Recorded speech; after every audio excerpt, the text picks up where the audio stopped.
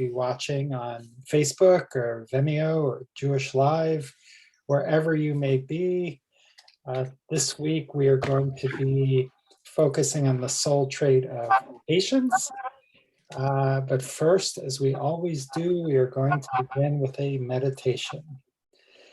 So if you all could please close your eyes and get comfortable. And take in a deep breath through the nose and hold. And exhale through the mouth and hold. And inhale through the nose and hold. And exhale through the mouth and hold.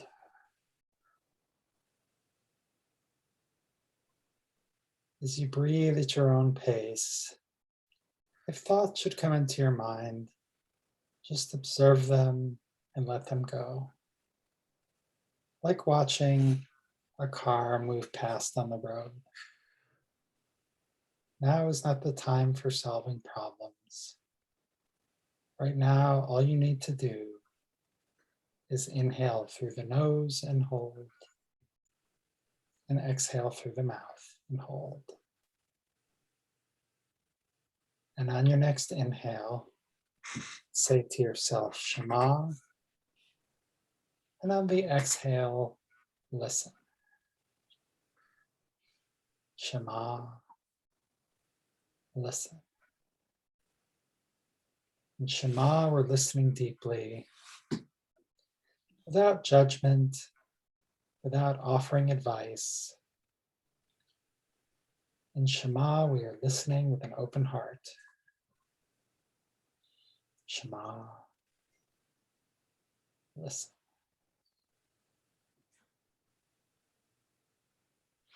When you're ready, you may open your eyes.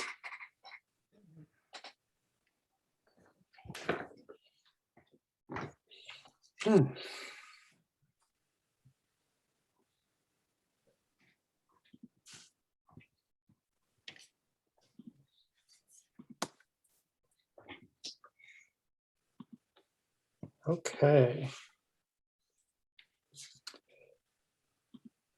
So here we are beginning our unit on patience and anger, which we'll be doing for the next, this week and next week. And then after that, we'll be on to loving kindness, respect, honor, and others. But first, let's talk a little bit, let's close out on humility. And I would love to hear, how did humility show up for you in the last week? And did you have any hineni or runaway imagination moments?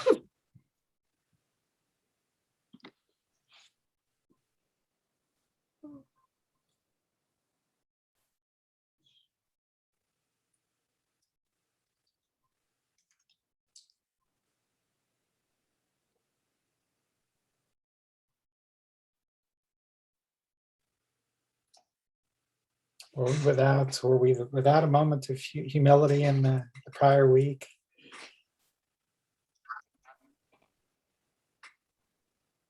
I know for me, one of the things that sort of a challenge I had, where there's someone who I know who sends there's a project we've been working on, and they have a tendency to send like some emails that I find really annoying, and just sort of getting the group off track. And the last time that happened, I really got I sort of ruminated on this quite a bit.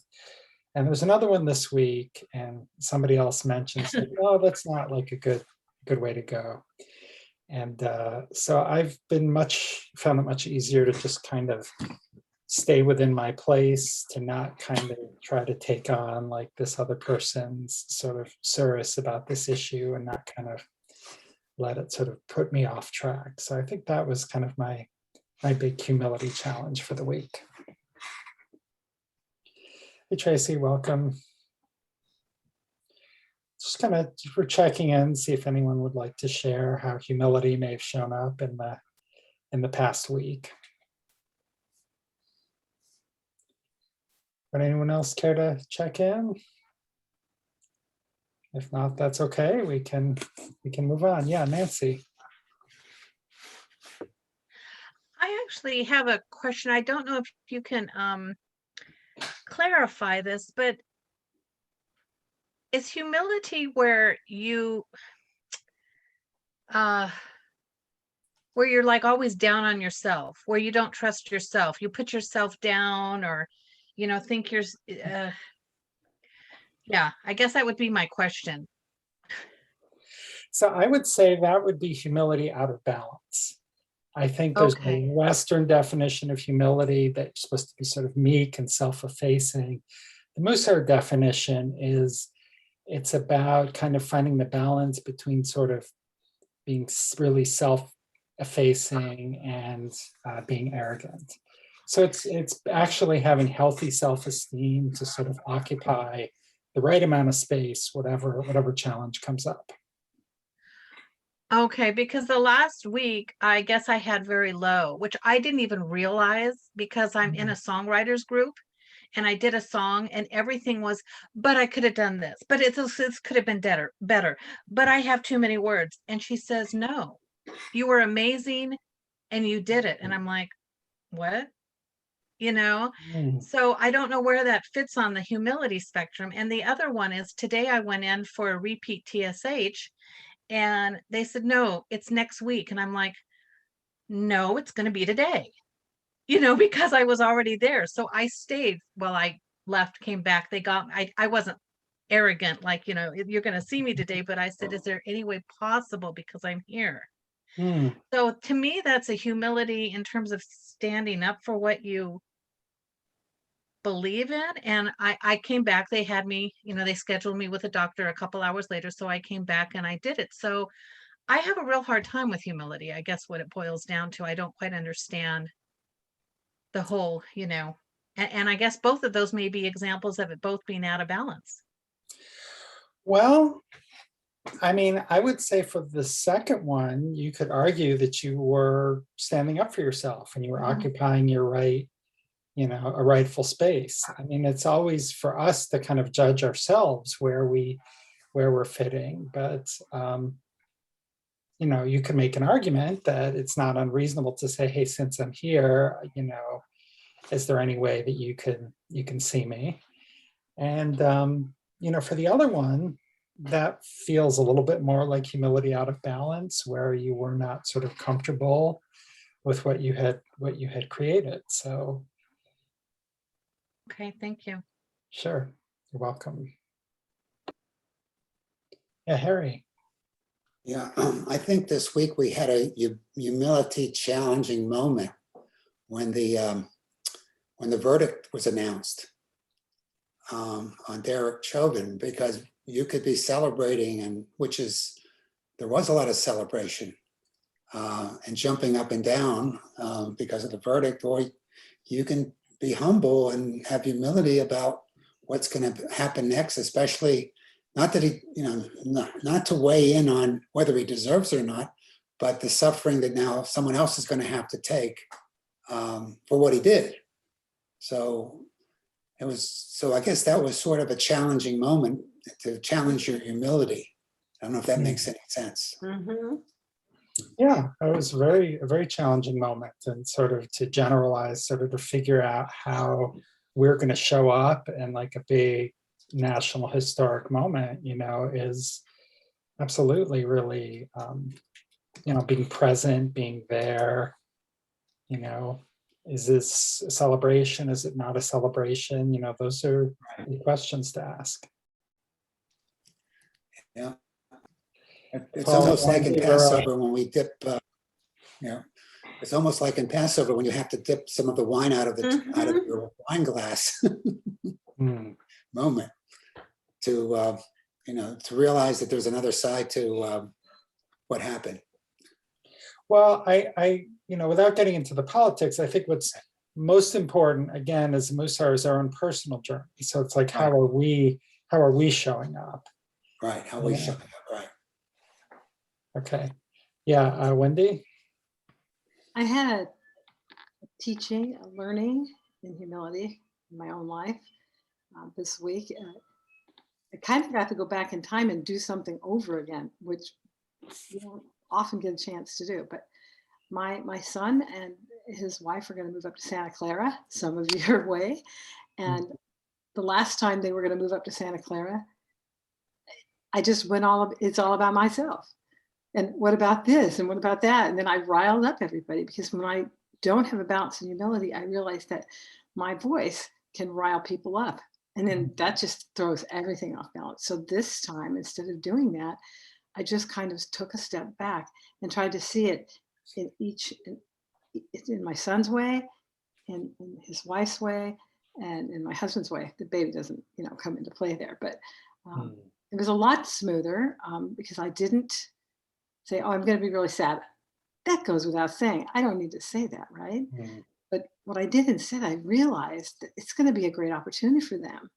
It's a great opportunity for them. And my son's going to get to be a stay-at-home dad, which he wants to be. And because of a friend of mine, it looks like my little granddaughter is going to have maybe a chance to ride horses, which I think she is going to grow up and love. And I won't say names, but she might be here in our meeting. Okay. All right. Well, wonderful. That is wonderful. Oh yeah, and I did a mantra for myself based on the Omer. It's see beauty, be harmony, keep balance.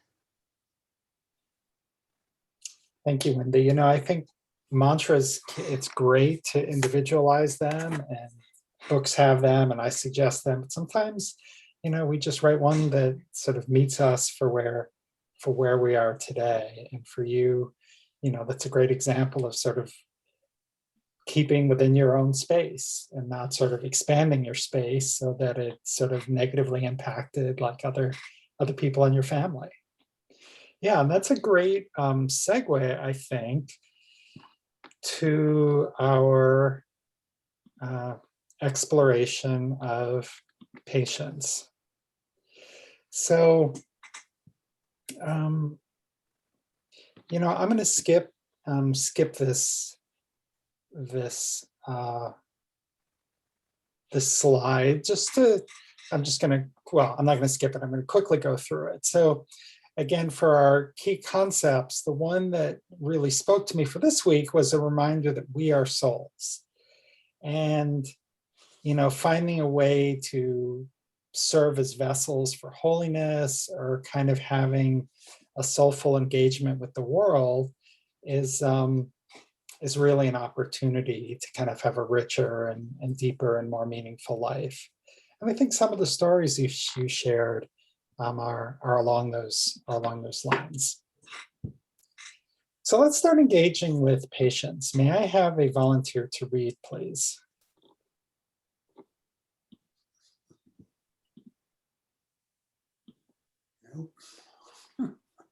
I'll read.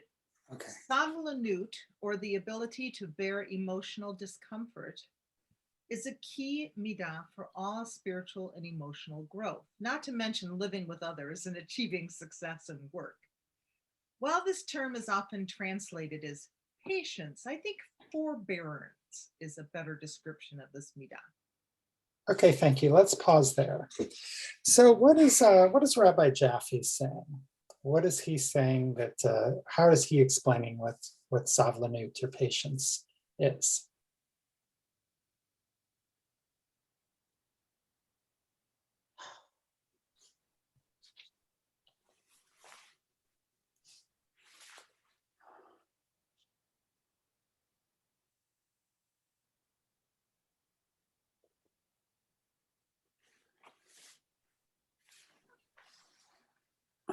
That patience is enduring discomfort.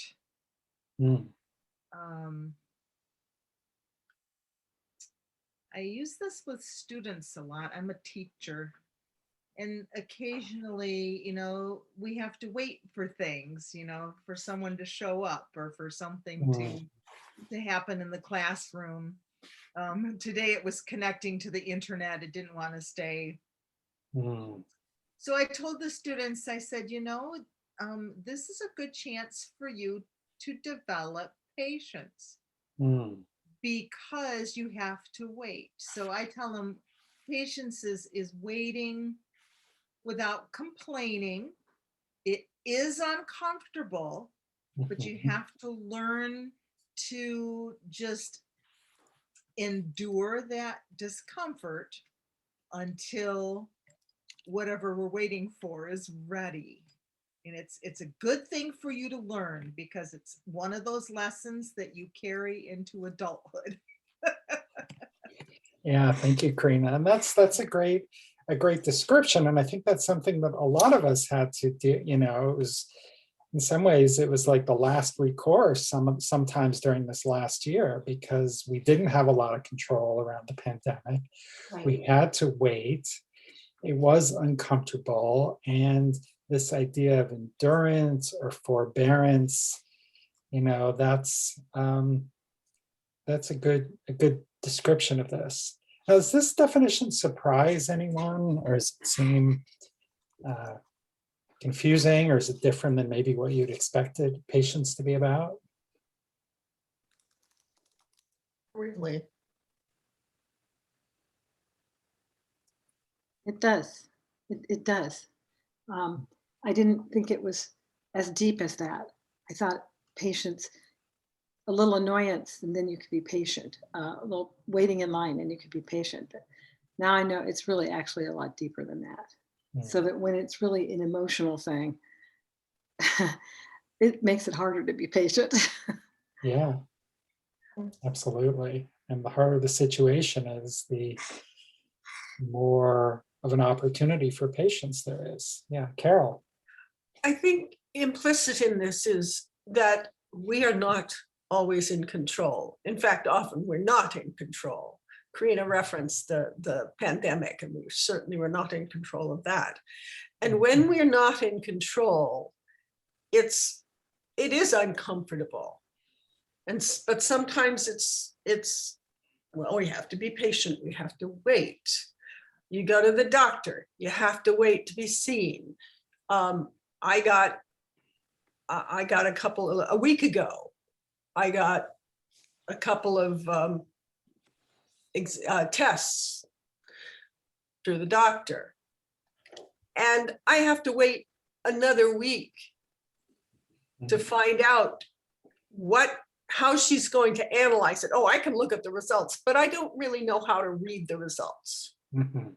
So I have to say, okay, I'm not even going to look at the results because I don't, I'm one of those people that tends to imagine the worst and worry myself to death. So I'm not going to do that. I have to wait. And it's not comfortable. It's very uncomfortable because I was supposed to see her this morning, but she had to cancel and reschedule me a week out. Mhm. So what am I going to do? I mean, this is how patience is showing up for me right now today.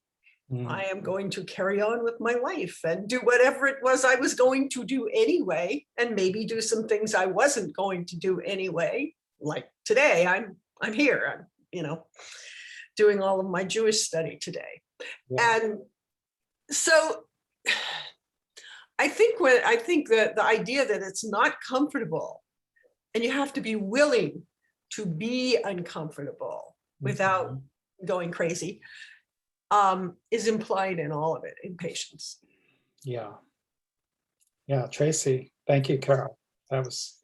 Thank you, Carol. I think that so many people, including myself, often like immediate gratification. We do something and we want a result right away. And I was laughing because my son is in the process of, he's applying to graduate school and he needs some reserve his. And so he's, writing to these people who are very busy because they're working and they're teaching. And he needs these letters quickly because the deadline for the application is the end of the month. And so he sends out the request and they said that they were going to do it. And he's calling me like literally every day, Mom, they haven't sent it in. Mom, they haven't. I'm like, oh my gosh, please don't call me anymore. Just be patient and trust. Like you put it out there, you ask, and you have to wait. And it's like that in everything in life. You can do all that you can do, but there's only so much we can do. And then we have to stop and just sit back and trust that something is going to happen. And it may be really different than we expected, but we don't know. That's not really for us to know. So, but it's hard because we so much want everything what we want when we want it, to let go of that and to just sit with it and be still. It's, you know, it's, I know for me, it's a trait that I always have to work on, like just always, but it's good because I'm aware of it. Thank you, Tracy. Nancy. Yeah, I'm struggling with two different kinds of patience. Patience is not my virtue. And one is waiting for a date or a result or something you know that's going to happen. And to me, that creates excitement, anticipation, and all that. And I'm okay with that kind of patience. Okay. It's the patience, and all of it's out of our control, really. I understand. But the other one is waiting for the unknown. So I have a condo that needs work to be done, and I've asked for the handyman to contact me for over a month now. So that kind of unknown of, is he going to call me? Is he going to do the job? That kind of patience drives me crazy, because now I'm at the point that it's been over a month. I haven't heard anything. Does that mean no is an answer? And now I need to find another handyman who I don't trust? Hmm. So to me, patience also goes with trust, especially in those times of when you're waiting for something you don't know if it's ever going to happen. Yeah, that's a great example. And of course, patience doesn't mean waiting indefinitely. Like all soul traits, at some point we can have too much patience, hypothetically, Tracy could have said like, okay, I'll just let my son keep calling day after day and then pull my own hair out. And at some point it was like, okay, I'm tired of being patient. I need to take some action and set a boundary here to say, hey, call me every other day, call me once a week, don't call me every hour. That's a little bit too much. I think there's also this is a good time to segue to the second part of this reading. Have a volunteer to read the second bullet, please. Sure, I'll read it. Savlanut involves becoming more aware, moment to moment, of the load we are holding and continue to bear the load and its accompanying emotions without casting them off or rejecting them. Savlanut does not mean shutting down or repressing feelings, nor does it mean being passive or accepting perceived injustice without response. Savlanut calls on us to respond to unpleasant experiences, be they annoyances, insults, and or injustices, while maintaining our relationship with ourselves and or with others who challenge us. Okay, great. Thanks, Carol. So there's a couple parts to this teaching from Rabbi Jaffe. So what's the first one in the bold here? What is he suggesting how we interact with patience or savlanut?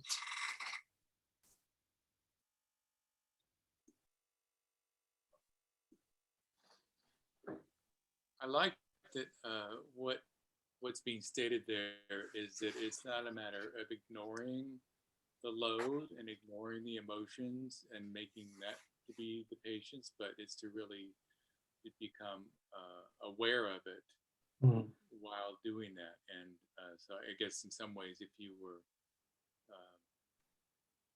by trying to be patient without knowing the load that you're taking on by doing that is almost like you're rejecting it almost, because you're rejecting the load almost. You don't want to even acknowledge that it's really bothering you. But so that's a really different way of engaging, right? And it sounds like it would be that would also mean that it's easier. It would be easier for me if I can do that, for me to know when I have reached my limit of what being patient beyond this point is going to damage something, and I need to place a boundary there. Yeah, thank you, Paul. That was well it was well said, and this importance of sort of understanding our own, our own capacity and limits, and also just being aware, being conscious, like, wow, this is really sort of an unpleasant thing this waiting that I'm going through, or some of the examples that people have shared today. These are unpleasant things sometimes. But being able to sort of recognize that and say, okay, I'm gonna, as Karina was saying to her students, okay, you just gotta hang in there, you gotta wait it out, you gotta bear this load for a little while longer. Great. So what's the second part? And this is what he's talking about in the last section of his teaching.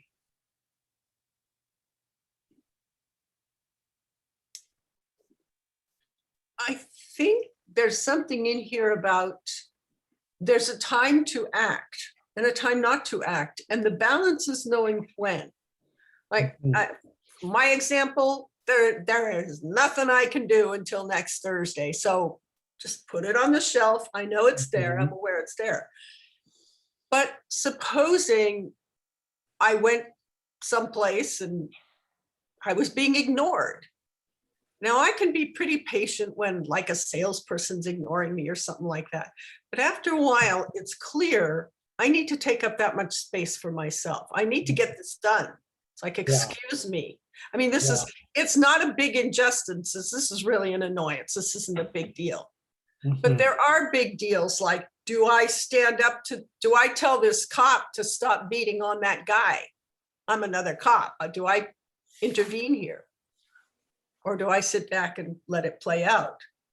So I think it's knowing when to not let it go, but to set it aside for now and wait, and when to step in is really an important part of this. Yeah, thank you, Carol. I think that was well said. And to your example of, okay, your doctor's appointment got rescheduled. It's next week. There's nothing you can do about it. And I think that one thing that you did is what he's talking about in this last section is maintaining, our relationship with ourselves and or others who challenge us. You could have gone scorched earth on the receptionist, on the doctor, and really, went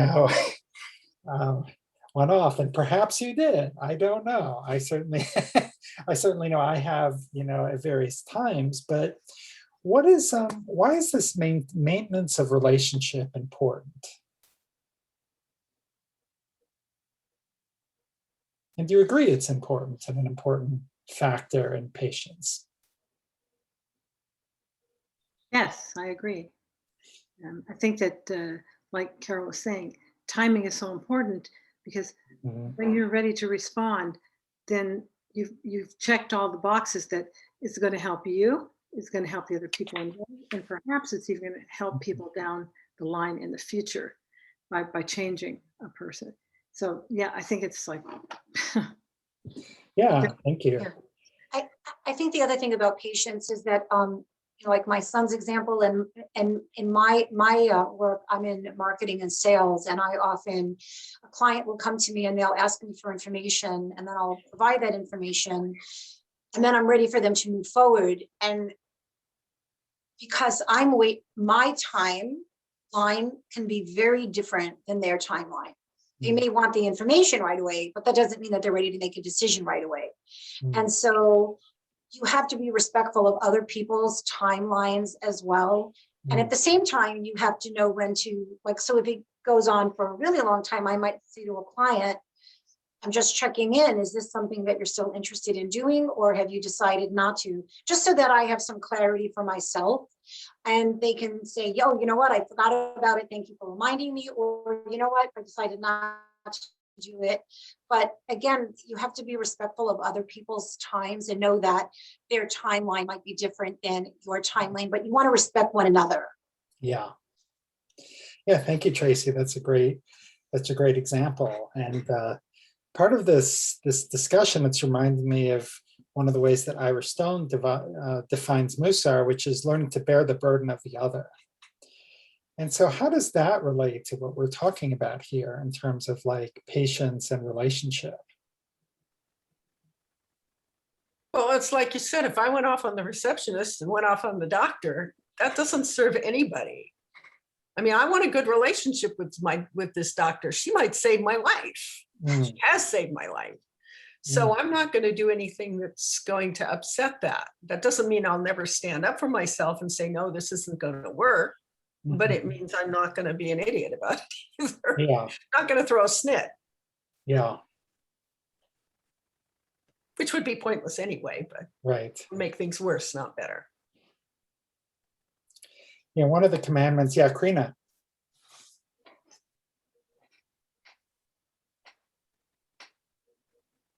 Think of, the restoration of the world. When we have these choice points of, how to respond, we do need to take into consideration the impact our words and actions have on others, because we could make their day or we could totally ruin their day. And we need to be mindful of the way we respond to others. And sometimes we just have to endure and hold back. And then there's other times when we do need to speak up, like you said, when, no, I've had enough patience. You beat me for the 5th time and this is enough. I'm leaving now. You've got to have that balance. That's what it's all about, the balance between them. Yeah, absolutely. I think I'm reminded from this conversation also of the mitzvah, where it says, don't put a stumbling block in front of the blind. And I was thinking again of Carol's example, if like, I'm going to give the poor receptionist a hard time, like they don't control this, that's just kind of putting a stumbling block in front of the blind. That's just giving someone a hard time, ruining somebody's day potentially over nothing, over something which they can't see, they can't control. What was that? It's in the Torah portion this week. Yeah. So it's my, I also call that, don't be a jerk, Exactly. Okay, Carol. You sometimes see that examples of that where somebody does give a receptionist or more often a salesperson a hard time, or a waiter or waitress, and you go in and something that's entirely out of their control. What do you mean you can't substitute? Blah, blah, blah. Well, sir, we don't have any blah, blah, blah. Well, let me talk to the chef. Blah. And it's like, there's nothing that can be done about this. It's a petty issue. So you need to learn. Now, if the food comes out cold, you need to send it back. That's fine. But if it's not something that's out of the control of the employee and maybe out of the control of the business, it's ridiculous. It's like these people that throw fits about having to wear a mask to go into Costco. You don't like it. So You Carol, don't have to like it, but we're just going to bring it so we can bring it back to our own job. But I think we've had those moments where we've, all been that person who's thrown a fit or about one thing or another, and then afterwards was like, geez, or maybe not. Yeah, Paul. So I was out in Southern California the last 3 weeks, just got back to the East Coast on Tuesday. And while I was out there, we went out with a friend who we were all fully vaccinated. So we'd go out to have a little something in a restaurant. And, it's on the other end of the spectrum of being way too patient. My mother has a tendency to shirk. She doesn't want to confront anybody about anything, even if it's a waiter. So to the other side, right? So she had a virgin margarita brought to her, and I had a regular one, and there was the rim was salted, and hers was not. And she made a comment about, oh, didn't this come with salt? And the waiter said, well, no, it doesn't usually. But I could take it back, and no, that's fine. And I said, Mom, if you want salt, he's a waiter. He would love to go. No, really. I said, Mom, really. Please have him. He'll be happier if you do this.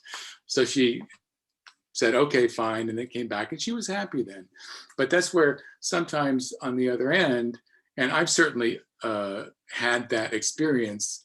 It was only, I think, once I moved out to New York that I learned that being way too patient in that culture on Long Island was not a good thing. You know, it was easy to get mowed over by other people. So it was a personal challenge to figure out how do I bring myself further into an engagement, again, without alienating anybody, and finding out what does that look like. So interesting to see it still there with my mother at age 91.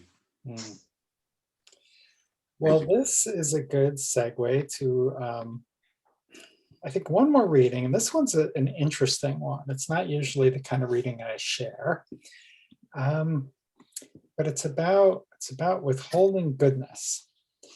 Okay, so volunteer, please.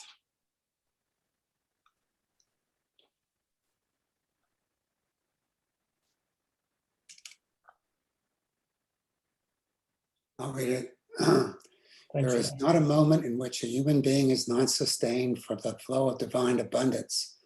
There is not a wrongdoing that a person does in which at the same moment the divine abundance isn't sustaining him. Great, let me pause you there. So this is from Pondered Devorah. It's a book written in the Middle Ages. It's a Kabbalistic work. It's also a Musar work. So within this kind of worldview, there's this idea that there's kind of divine abundance that's flowing to all of us. And that's kind of what keeps us alive. Now, we may not, sort of think there's such a thing as divine abundance, but kind of for the thought purposes of this exercise, let's just see where this takes us. Okay, Harry, please continue. This is why Micah the prophet calls to Hashem, "Who is like you, God? You are a God of kindness, doing good. You have the power to take vengeance, but you are patient and wait for people to return to Teshuvah. Behold, this is a midah that people need to acquire, patience, to be able to withstand insult and still not withhold your goodness from the other." Thank you. Thank you. So I think what he's arguing is that when we do something wrong, it would be sort of an insult to the divine, but this abundance isn't cut off. We're still sustained. And so here he's describing this as patient, being able to withstand some kind of insult and still not withhold your goodness. So what do people think about that? So we just want to sit there and, what does it mean to take an insult and not withhold your goodness? Not withhold your goodness. I guess, go ahead. I was going to say, I think for me, if it depends on who it's coming from. Like if a good friend tells me something that she thinks or he thinks I need to hear, even if I want to originally or initially come back with something, I think not doing that and hearing it and listening to it and letting it kind of soak in without, coming back with a comeback right away is very good for me to do. But if it's somebody that, I don't really have much regard or respect for, and they're just insulting me because they're being mean, I may not say anything back because I don't think I want to give them back the time of day, because why would I?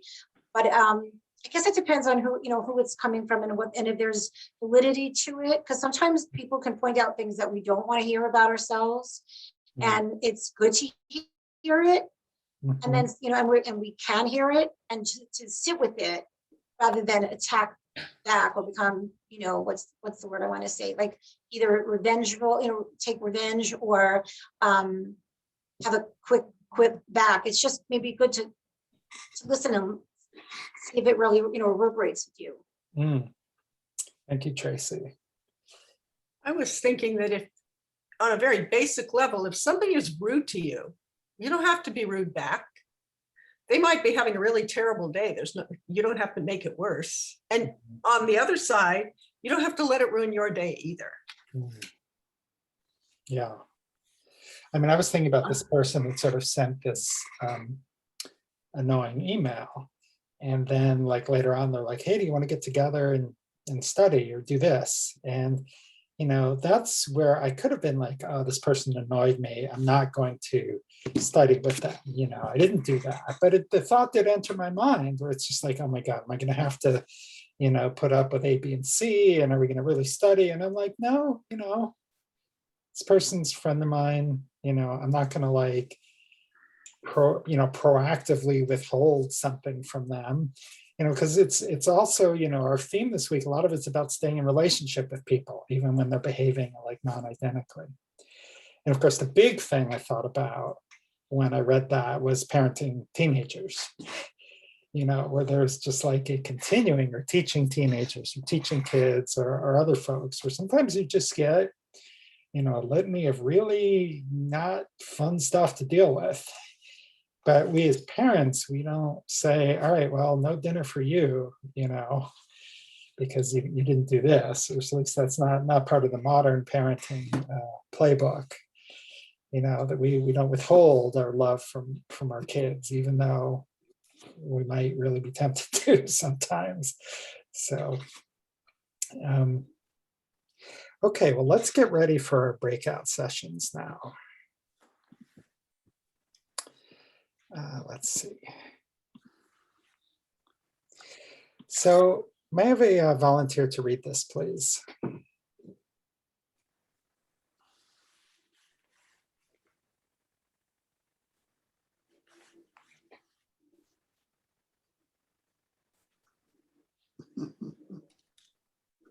I'll read it.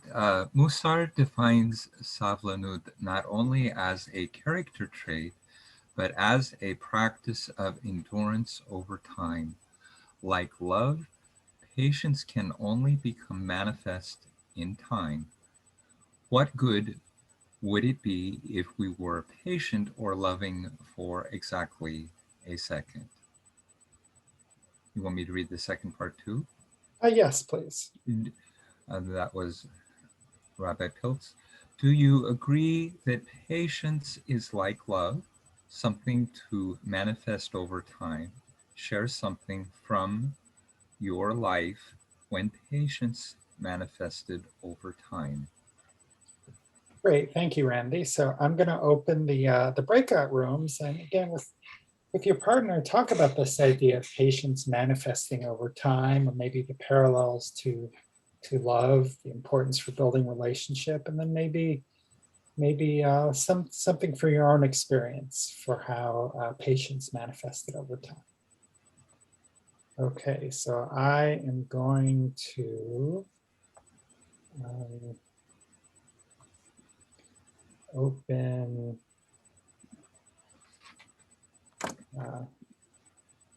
our rooms.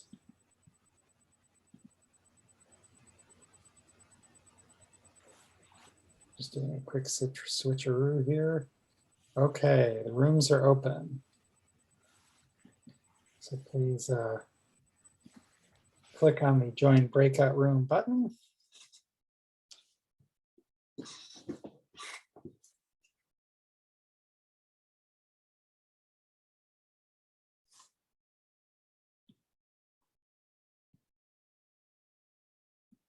Janet, I have you in a room of 3, so if you are, you may join or not as you wish.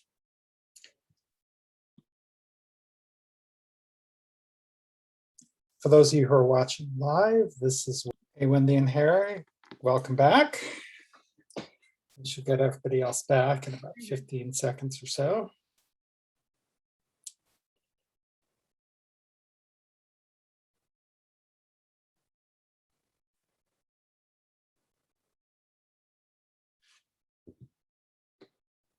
And here we are.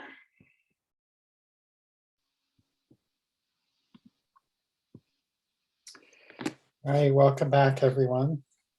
So what do we think? Is patience something which gradually unfolds over time? How does that relate to kind of experiences in your own life. And how was your conversation?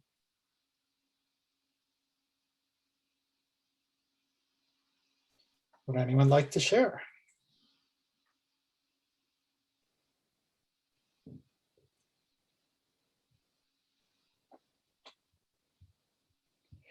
Well, it is certainly not required. That is a private time for private sort of conversations. Janet, I think you're saying yes. I'm spending my days, my brother has been in the hospital since a week ago, Monday. He had surgery for a bowel obstruction, and I'm sitting and watching and waiting. He's getting better very slowly. And nobody's going to tell me how long this is going to take. And everybody's asking me how long this is going to take. And finally, in the missives that I send out, please don't ask me to answer any questions. They're not in my pay grade. Yeah, thank you, Janet. Sometimes, especially when we're caregivers, or even when we're not in a direct caregiving role, caregiving or being a relative doesn't mean information giving. We're in need of support from our community, and if sometimes they, not realizing it, are adding to our burden by asking questions. And so, right, and especially when they tell me how worried they are. I don't need that. Yeah. Yes. And I've had that, I have a friend who's getting chemotherapy, and I've, distinctly not sent her text messages saying, how are you today? It's like, well, probably not so great, but I'll send a text message saying, hey, I'm thinking of you today. And then they can update me or not for what's going on. But it's a way of sort of having that connection, maintaining that connection with someone. And I need to be more charitable when everybody's sending their prayers and thoughts. I know they mean well, just as I do when I send my prayers and thoughts. Yeah, well, that's we're gonna, in another minute, I'll share a practice for the week, and we'll see how that may relate to the challenge that you're talking about. Anyone else care to share anything? Harry. Yeah, we talked a little bit about a concept called biofeedback. And sometimes the pause button and having patience, we can't access it because we're threatened. And we can not only be physically threatened, we're emotionally threatened. And we just respond. And we just, the fight, freeze, and fight response takes hold. Yeah. So I think we need to forgive ourselves when that happens, because that is uncontrollable. And because you just don't have access to the pause button. Yeah. So thank you. That's a great point. I think that was in Rabbi Jaffe's part of his reading. It's like one of the things where we need to allow patience to unfold over time is with ourselves. Yeah. One of the relationships that we need to preserve is with ourselves. And one of the places where we need to not withhold our goodness is with ourselves. It's like, yeah, I had that reaction. Yeah. I can't help that. It's a good point. I didn't have the capacity for the pause button. So, again, do I want to be patient with myself, or do I want to pour gas over myself? And, Well, that's where apologies come in, right? When that happens. Yeah. Yeah. Okay. Well, let's take a look at this practice that I invite you to share with me for the week. So for a mantra, you may want to write this down. I don't remember if I put it in the email for today or not, but the idea is, despite being insulted, I will not withhold my goodness from you. So, and then the practice is to choose a 15-minute period during the day, one where you're you often get frustrated, or maybe it's a particular type of situation. Like I've gotten another thoughts and prayers email, which, although well-meant, is really kind of irritating me a little bit. Or so during this time, do whatever you can to kind of bear the uncomfortable feelings and keep your goodness flowing. And I would say here towards others and also towards ourselves. All right, if I'm, and I'm thinking about like times where I get irritated, like I'm kind of irritated with my friend for sending this email. It's like, I can keep the goodness flowing not only to that person, but to myself as well. Even though I know I'm kind of being a little hard on them, but it doesn't mean I need to be hard on myself as well. It's like, sometimes I'm not always reasonable. So I try, but, sometimes my thought, especially my own thoughts, are not the most reasonable reactions. Any thoughts or comments on this practice? I'm going to give it a try. Anyone else up for giving this a try in the following week? Yeah, okay, excellent. Very good. All right, well, let's close our sacred space here today as we began with the meditation. So once again, close your eyes. Taking a deep breath through the nose and hold. And exhale through the mouth and hold.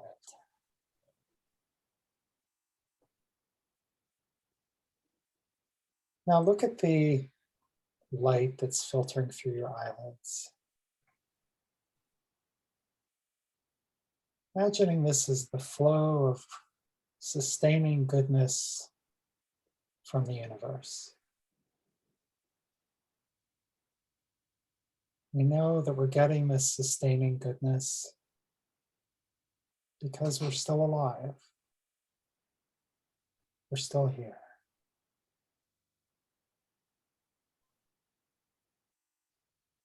And so this life force is still coming towards us.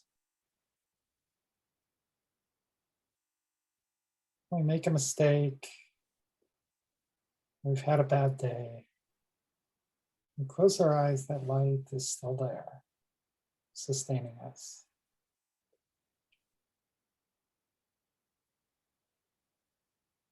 Now imagine redirecting this goodness to other people in your life.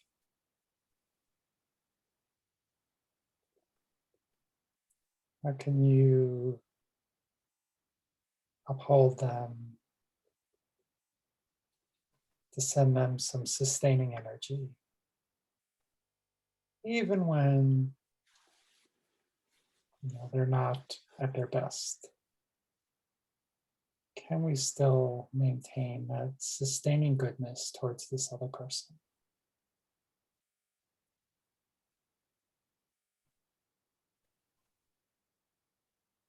Now let us direct our sustaining energy for goodness at those of us who are in this community and on this Zoom experience with us here today.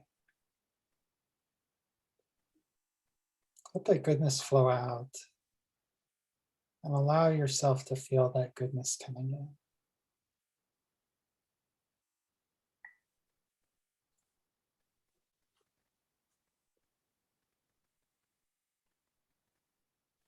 And when you're ready, you may open your eyes.